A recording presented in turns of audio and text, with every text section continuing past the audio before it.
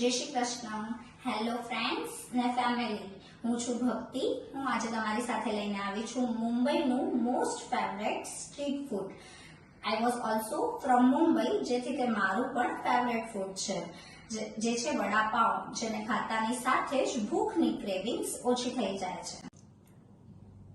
વડાપાવ બનાવવા માટે આપણાને જોઈશે મેઇન ઇન્ગ્રેડિયન્ટ્સ છે બોઇલ આલુ, કઢી પત્તો, બેસન, અડદની દાળ, હલ્દી, સોલ્ટ, મસ્ટર્ડ સીડ્સ એટલે કે રાઈ, ઓઇલ ને આદુ મરચાંની પેસ્ટ. ગાર્લિક ઓપ્શનલ છે, જેને વડાપાવમાં ગાર્લિક ગમે એ ગાર્લિક નાખી શકે છે. પેનમાં આપણે ઓઇલ ઉમેરીશું.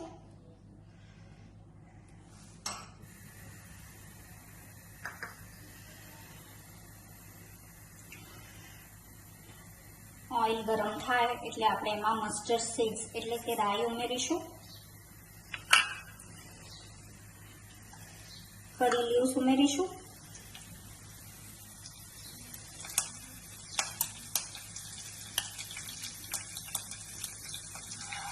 આદુ મરચાંની પેસ્ટ ઉમેરીશું. પિંચ ઓફ સોફ્ટ હલ્દી ઉમેરીશું.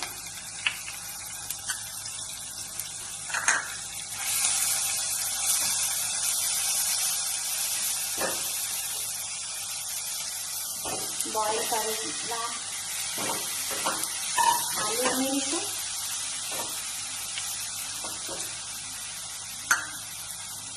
સ્વાદ પ્રમાણે સોલ્ટ ઉમેરીશું.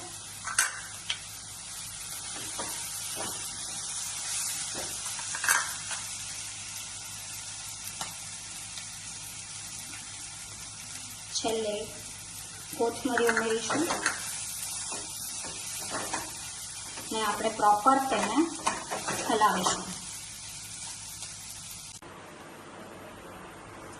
ગેસની ફ્લેમ બંધ કરીશું. બટેટા વડાનો માવો તૈયાર છે. આપણે એને બાઉલમાં કાઢી લઈશું. બટેટા વડાના માવામાં બટેટાને એકદમ માવો નથી કરવાનો, સેમી ક્રશ રાખવાના છે, જેનાથી બટેટા વડામાં ટેસ્ટ આવે ને એકદમ પ્રોપર સ્વાદ આવે.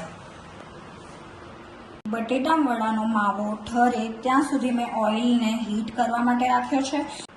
વડા વરાઈ ગયા છે ને બેટર પણ તૈયાર છે. ઓઇલ આપણો હીટ થઈ ગયો છે. હવે આપણે વડાને તળીશું.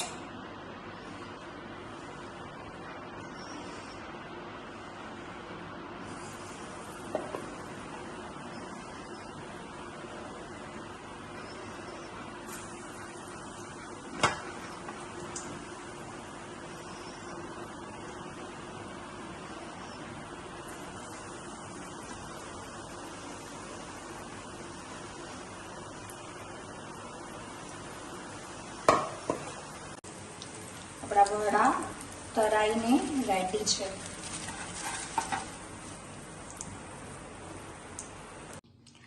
ભક્તિસ કિચન સિક્રેટમાં આજે હું તમારી સાથે એક સિક્રેટ શેર કરીશ. તે છે મુંબઈ સ્ટાઇલ વડાપાવની સૂકી ચટણી, જે ક્યારે પણ બગડતી નથી, ફ્રીઝમાં પ્રિઝર્વેટિવ થઈ શકે છે. આ સૂકી ચટણી બનાવવા માટે તમને જોઈશે ટોપરાનું ખમણ, સિંગદાણા, ગાર્લિક, સોલ્ટ ને લાલ આખા મરચાં. તેને સેમી રોસ્ટ કરીને પછી પીસી લેવાનું છે. આના ડિટેલ્સ ને બધા ઇન્ગ્રીડિયન્ટ્સ મેં તમારા સાથે ડિસ્ક્રિપ્શન બોક્સમાં શેર કર્યા છે. હવે આપણે ફાઇનલ પ્રોસેસ કરીશું વડાપાવ બનાવવાની.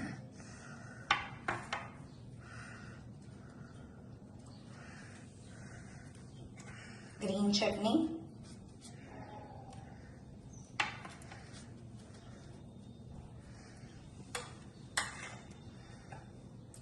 સાથે સૂકી ચટણી.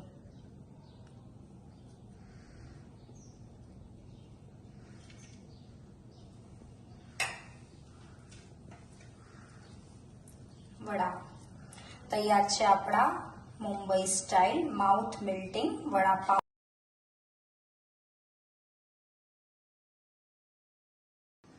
આજની આપણી રેસીપી રેડી થઈ ગઈ છે. ફરી પાછા મળીશું આપણે વીકેન્ડમાં નવી રેસીપી સાથે, જે ગુજરાતની ફેમસ ડિશ છે.